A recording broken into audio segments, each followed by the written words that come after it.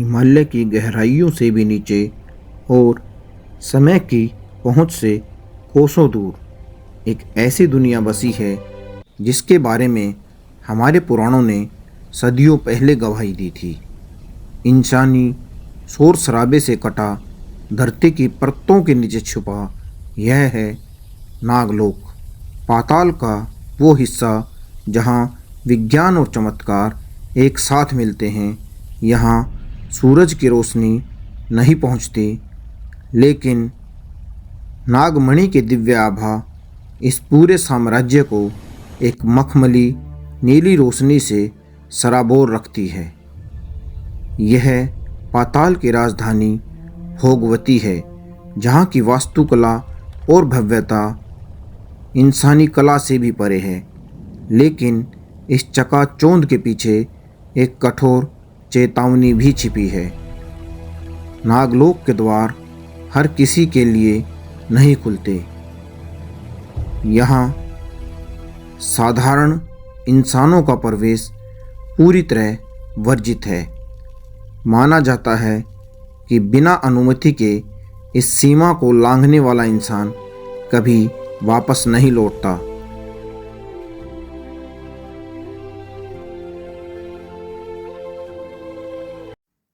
नागलोक एक ऐसी जगह है जो समय से परे है और जहाँ से लौटना असंभव है। ये कोई कहानी नहीं है, बल्कि इशारा है एक ऐसे लोक का जो हमारी धरती के नीचे स्थित है। एक ऐसी दुनिया जहाँ नागों का बसेरा है, जो हमारी कल्पनाओं से भी परे है और जहाँ देवताओं को भी अंदर आने के लिए अनुमति लेनी पड़ती है। सदियों से नागलोक की कहानियाँ और कथाएं, क्या ये सत्य है जो हमें नहीं पता, या कोई ऐसी शक्ति है जो हमारी आंखों के सामने होकर भी अदृश्य है? ग्रंथों के अनुसार एक राजा जो नागलोक के द्वार तक पहुंचा, लेकिन क्या वह कभी धरती पर वापस आया? हमारे ग्रंथों में लिखा है कि नागलोक कोई एक कल्पना नहीं, बल्कि एक असली लोक है। एक ऐसा लोक जहाँ कभी शेषनाग, वासुकी और तक्षक जैसे महान नागों का राज था, और शायद आज भी है। लेकिन सवाल यह आता है कि नागलोक धरती पर ही स्थित है या किसी दूसरे आयाम में? आखिर क्या है वजह अर्जुन और तक्षक के बीच दुश्मनी की? कई साधु आज भी ध्यान के समय कुछ ऐसी ही अलौकिक शक्तियों का अनुभव करते हैं जो किसी ने नहीं की हों। आखिर क्यों विज्ञान भी नागलोक के रहस्य को सुलझा नहीं पाया है? क्या नागलोक से लौटना आसान है? कहते हैं नागलोक का समय का चक्र धरती के हिसाब से नहीं चलता। कहते हैं ऐसा क्या होता है जब कोई नागलोक जाता है तो उसका जीवन चक्र बदल जाता है। आखिर नागलोक का द्वार कहाँ स्थित है? क्या विधि होती है ऐसे भव्य द्वार में प्रवेश करने की? क्या वाराणसी या अन्य पौराणिक स्थल नागलोक का प्रवेश द्वार हो सकते हैं? कहा जाता है यह लोक पाताल के नीचे स्थित है और इसके प्रवेश द्वार आज भी धरती पे कहीं स्थित हैं। लेकिन आज तक कोई ये जान नहीं पाया कि वे द्वार कहाँ स्थित हैं। आखिर नागलोक की शुरुआत कैसे हुई? किसने बनाया नागलोक? सबसे रहस्यमयी बात कि क्या नागमणि एक सच है, और अगर है तो क्या ये मणि कोई भी इच्छा पूरी कर सकती है? आज मैं आपको एक ऐसी ही रोमांचक और भव्य यात्रा पर लेकर जाने वाला हूँ जहाँ देवता भी बिना अनुमति के प्रवेश नहीं कर सकते। आज हम नागलोक के रहस्य और कुछ ऐसे सवालों के जवाब जानेंगे जिन्हें सुनकर आप चौंक जाएंगे। कई दशकों पहले जब संसार बिल्कुल नया था, उस समय ना ही तो किसी देवता का राज चलता था और ना ही राक्षसों का विनाश। चारों तरफ केवल शांति ही शांति थी। और तभी जन्म हुआ कश्यप महर्षि का, एक महान ज्ञानी ऋषि जिनकी 13 पत्नियां थीं। कद्रू और विनीता ये दोनों उनकी ही पत्नियां थीं और एक दूसरे की बहनें भी।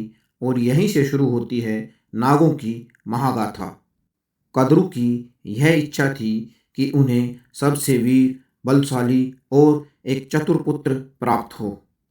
उन्होंने अनेक कठिनाइयों का सामना करके तपस्या की और अंत में ब्रह्मा जी को प्रसन्न किया। ब्रह्मा जी ने प्रसन्न होकर कद्रू को वरदान दिया कि उनके गर्भ से एक ऐसे पुत्र का जन्म होगा जिससे संपूर्ण संसार डरेगा। समय बीता और कुछ ऐसा हुआ जिसकी कल्पना कद्रू ने भी नहीं की थी।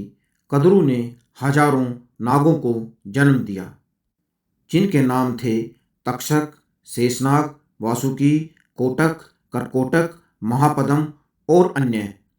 सभी नाग विशाल थे, उनकी आंखें बिजली की तरह जलती हुई और दो मुंह। सभी नागों में सबसे शांत और चतुर शेषनाग था। शेषनाग को ब्रह्मा जी से वरदान था कि वह पृथ्वी को अपने फन पर उठाएंगे और जब सब नष्ट हो जाएगा तब केवल शेषनाग ही बचेगा। अब सोचिए, ये नाग कोई साधारण जीव नहीं थे, ये देवता भी थे, रक्षक भी थे और विनाशक भी। इनका अस्तित्व प्रकृति की तरह था जो बनाती भी है और मिटाती भी है। आप ये तो जानते ही होंगे कि दशकों से गरुड़ों और सांपों के बीच शत्रुता चली आ रही है, लेकिन कैसे, आइए जानते हैं। एक दिन कद्रू और विंता में किसी बात को लेकर विवाद हुआ और दोनों में शर्त लगी। अंत में विंता शर्त हार गई और परिणाम स्वरूप उसे अपनी ही बहन की दासी बनना पड़ा। यह शर्त कद्रू के पुत्रों ने छल से जीती थी और गरुड़, जो विंता का पुत्र था, वह यह देखकर क्रोधित हो गया और तभी से जन्म हुआ नागों और गरुड़ के बीच शत्रुता का। नागों और गरुड़ों के बीच द्वंद्व चलता ही रहता था।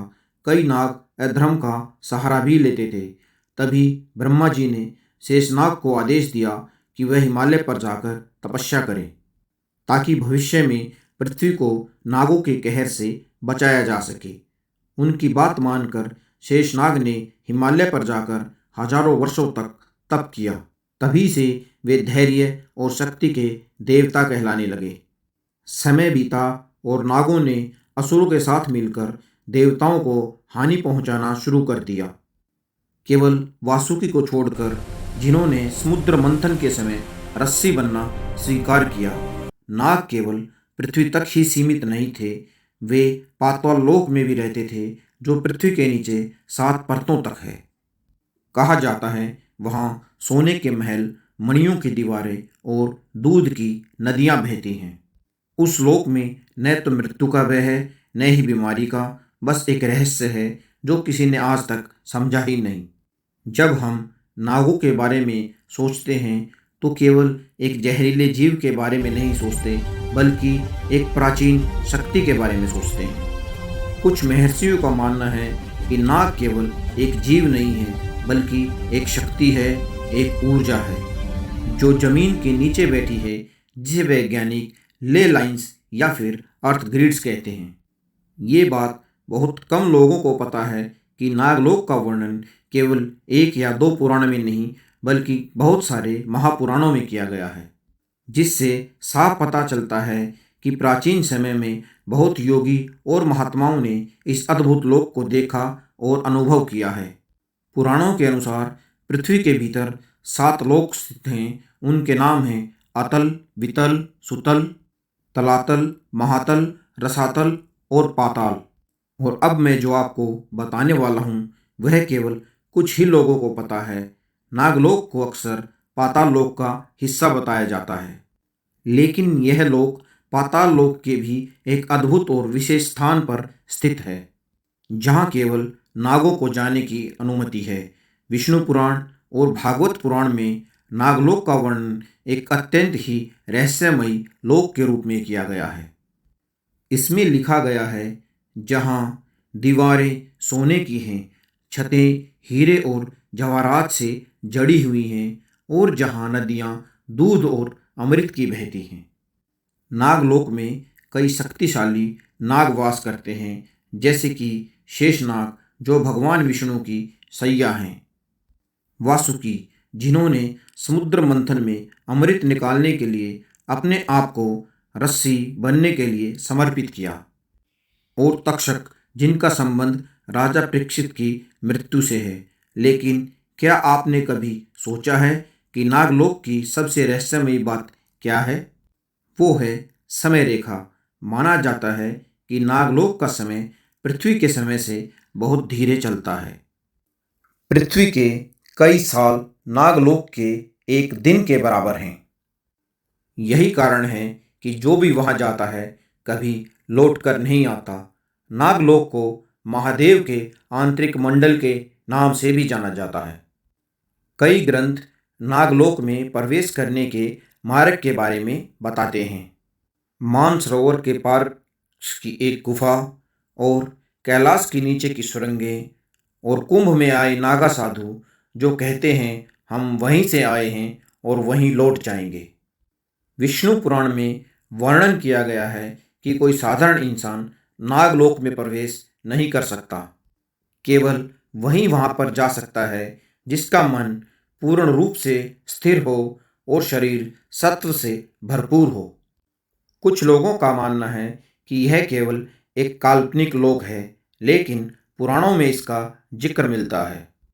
अगर विज्ञान की दृष्टि से देखा जाए तो कई ऐसे रहस्य हैं जो नागलोक की तरफ इशारा करते हैं। चलिए बात करते हैं नागमणि की। बहुत लोगों का कहना है कि जिस चीज़ के बारे में इतनी ज़्यादा बातें की जाए, या तो वह काल्पनिक होती है या फिर इतनी अनमोल होती है कि आम आदमी उस तक पहुंच ही नहीं सकता।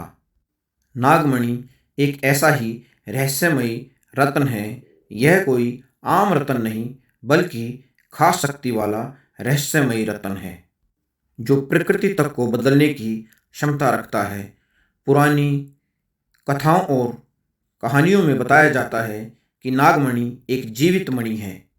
यह न केवल चमकती है, बल्कि इसमें जैसे अपनी खुद की समझ भी होती है। यह मणि केवल उन खास नागों के पास होती है जो नागलोक में बड़े सतर वाले होते हैं, और जिनका संबंध शेषनाग जैसे शक्तिशाली नागों से होता है। नागमणि के बारे में कहा जाता है कि यह अमृत और वायु से भी तेज गति से चलने की क्षमता प्रदान करती है। कुछ ग्रंथों में तो बताया गया है कि नागमणि का उपयोग समय को मोड़ने के लिए भी किया जाता है। ऐसी शक्ति जो प्रकृति के नियमों को भी बदल कर रख दे, जो किसी को भी देवता बना दे। लेकिन यह केवल उन लोगों को प्राप्त होती है जो नागलोक की परीक्षा में सफल होते हैं। एक लोक कथा के अनुसार एक महातपस्वी और ज्ञानी ने कई वर्षों तक तपस्या करके नागलोक की सुरंग में प्रवेश किया। वहां उन्होंने एक विशाल चट्टान के नीचे एक हरी चमकती हुई वस्तु देखी, जैसे चांद का टुकड़ा पत्थर में समाया हो। वह नागमणि थी। जैसे ही उन्होंने उस मणि को छूने की कोशिश की, पूरा वातावरण बदल गया, और जैसे ही उन्होंने मणि को छुआ, एक रहस्यमयी आवाज आई। यह वस्तु केवल जागृत आत्माओं की है, तुच्छ इच्छा रखने वालों की नहीं। चारों तरफ अंधेरा हो गया और वह योगी अचानक गायब हो गया। क्या उसने नागलोक में प्रवेश कर लिया? पर क्या आपने कभी सोचा है कि आखिर नागमणि का जन्म कैसे हुआ? कहते हैं जब सृष्टि की रचना हो रही थी, तब चारों दिशाओं में जीवन का निर्माण हो रहा था। धरती, आकाश, जल और अग्नि, सब ने अलग अलग रूप में जीवन को अपनाया। लेकिन धरती के नीचे जहाँ शांति और अंधेरे का साम्राज्य था, वहाँ पर एक अलग ही रूप में जीवन पनप रहा था। वह एक ऐसा स्थान था जहाँ शेषनाग जैसे महाशक्तिशाली नागों का वास था, और जिसे हम आज नागलोक के नाम से जानते हैं। ये नाग साधारण प्राणी नहीं थे, और ना ही इनकी साधारण नागों से तुलना की जा सकती है। इनके पास थी सृष्टि के रहस्यों को समझने की शक्ति और समय के साथ चलने की कला। नागलोक की गहराइयों में एक पवित्र गुफा थी, काल सर्प गुफा। यह गुफा इतनी गहरी थी कि वहां सूरज की किरणें भी नहीं पहुंचती थी, लेकिन अंधेरे में भी एक हल्की सी नीली चमक थी जो गुफा की दीवारों से निकलती थी। कहते हैं यह चमक उस शक्ति की थी जो सृष्टि के निर्माण के समय बनी थी, और यही वह शक्ति थी जो बाद में नागमणि बनने वाली थी। एक दिन चंद्रमा जब अपनी शोभा बिखेर रहा था, शेषनाग को सपने में एक दैवीय शक्ति का आभास हुआ, मानो वह शक्ति उन्हें संदेश दे रही हो। और वह संदेश स्वयं ब्रह्मदेव का था, जो उनसे कह रहे थे, हे शेषनाग, तुम समस्त पृथ्वी को अपने फनों पे थामे हुए हो, लेकिन समय आ गया है कि तुम अब एक ऐसी शक्ति को जन्म दो जो समय के नियमों को संतुलित करे। यह शक्ति होगी एक दिव्य नागमणि, जो न केवल नागलोक की रक्षा करेगी बल्कि प्रकृति के दिव्य रहस्यों को भी संभालेगी। शेषनाग ने आंखें खोली और अपने सबसे विश्वास पात्र नागों वासुकी और तक्षक को बुलाया। उन्होंने उनसे काल सर्प गुफा में जाकर एक यज्ञ करने के लिए कहा, जहां शेषनाग अपनी समस्त शक्तियों का दान देंगे। वासुकी ने पूछा, हे शेषनाग, क्या यह मणि इतनी शक्तिशाली होगी कि उसे संभालना भी कठिन हो जाएगा? शेषनाग मुस्कुराकर बोले, यह मणि केवल उसी के पास रहेगी जो इसका सम्मान करेगा। इसे स्वार्थ के लिए नहीं बल्कि सृष्टि के कल्याण के लिए इसका प्रयोग करेगा। नागलोक के समस्त नाग कालसर्प गुफा में एकत्रित हुए। वहां पर एक विशाल हवन कुंड बनाया गया, जिसमें अग्नि नहीं जल रही थी बल्कि एक नीली शक्ति जल रही थी। शेषनाग ने अपने फनों से उस शक्ति को स्पर्श किया और वासुकी ने अपनी सारी शक्ति उसमें डाल दी। तक्षक ने अपने विष की एक बूंद उस कुंड में डाली, जो इतना तेज था कि किसी भी व्यक्ति के प्राण एक पल में ले लेता। वह अब जीवन देने वाला अमृत बन गया। सारे नागों ने एक साथ मंत्रों का जाप किया। यह मंत्र इतने प्राचीन और शक्तिशाली थे कि गुफा की दीवारें थर्राने लगी। यह यज्ञ कई दिन और रातों तक लगातार चलता रहा। अंत में पूर्णिमा की आखिरी रात को यज्ञ के बीच से एक नीला गोला निकला। यह गोला इतना चमकीला था कि नागों को अपनी आंखें बंद करनी पड़ी। जब उन्होंने अपनी आंखें खोली तो देखा वहां पर एक नीला रतन तैर रहा था। यह थी दिव्य नागमणि, ना साधारण पत्थर, ना ही कोई आभूषण। यह मणि जैसे सांस ले रही थी, मानो उसकी अपनी खुद की कोई चेतना थी। उस मणि में एक जीवंत स्पंदन था, जैसे कोई जीवित प्राणी हो। शेषनाग ने उस मणि को अपने फनों पर उठाया और कहा, यह मणि अब नागलोक की आत्मा है। इसे वही धारण करेगा जो सृष्टि के नियमों का पालन करेगा। लेकिन सवाल था, इसका पहला धारक कौन होगा? शेषनाग ने देखा तक्षक और वासुकी दोनों ने इस यज्ञ में अपनी सारी शक्ति दान कर दी थी। फिर भी उन्होंने फैसला लिया कि नागमणि को पहले एक गुप्त स्थान पर रखा जाए ताकि इसका दुरुपयोग ना हो। नागलोक के बीच में एक दिव्य सरोवर था, जिसे अमृत सरोवर के नाम से जाना जाता था। शेषनाग ने उस दिव्य मणि को उस कमल के फूल के बीच में रखा। कमल ने जैसे उस मणि को अपनाया और उसकी पंखुड़ियों ने उस मणि को ढक लिया। सरोवर की लहरें भी शांत हो गई, जैसे वे मणि की रक्षा का वचन दे रही हों। लेकिन कहानी यहीं खत्म नहीं हुई। समय बीता और नागमणि की चर्चा पृथ्वी तक भी जा पहुंची। अर्जुन के पुत्र जन्मेजय के समय में इस मणि की चर्चा हर ओर थी। जन्मेजय एक महान राजा थे, लेकिन उनके मन में नागों के लिए नफरत थी, क्योंकि उनके पिता की मृत्यु एक सर्पवंशी के हाथों हुई थी। उन्होंने सर्पसत्र यज्ञ शुरू किया, जिसमें सारे नागों को जलाने की योजना थी। नागलोक में हाहाकार मच गया। वासुकी ने शेषनाग से प्रार्थना की कि कैसे भी इस यज्ञ को रुकवाया जाए, क्योंकि अगर यह यज्ञ संपन्न हुआ तो नागलोक के साथ साथ वह दिव्य मणि भी जल जाएगी। शेषनाग ने वासुकी को समझाया कि नागमणि को कोई नष्ट नहीं कर सकता, क्योंकि यह सृष्टि की शक्ति है। लेकिन हमें जन्मेजय को सत्य का रास्ता दिखाना होगा। शेषनाग ने एक युवा नाग का रूप धारण किया, जिसका नाम आस्तिक था, और वह धरती पर गया। आस्तिक जन्मेजय के यज्ञ में पहुंचा और उसने राजा को नागों की कहानी सुनाई। उसने बताया कि नागमणि कोई लालच का रत्न नहीं, बल्कि सृष्टि का संतुलन है। उसने यह भी कहा कि नाग और मनुष्य एक दूसरे के बिना अधूरे हैं। यह सारी बातें सुनकर जन्मेजय का हृदय पिघल गया और उन्होंने यज्ञ रोक दिया। कहा जाता है कि नागमणि आज भी अमृत सरोवर में सुरक्षित है। कहते हैं यह भव्य मणि समय समय पर उन लोगों के सामने आती है जो सच्चे दिल से प्रकृति की रक्षा करना चाहते हैं।